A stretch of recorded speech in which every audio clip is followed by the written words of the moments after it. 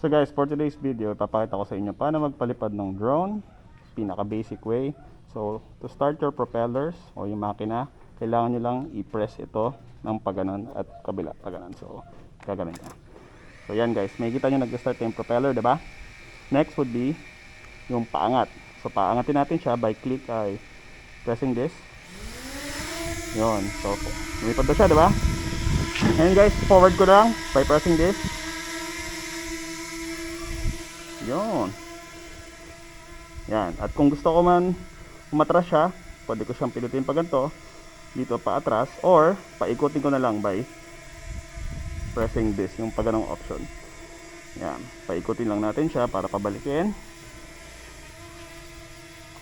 Yan. So nakaharap na siya sa atin. Ngayon pabalikin na natin. And ipag-landing na lang natin siya. So for landing, kailangan lang i-press itong pababa. Yon. So thank you so much guys.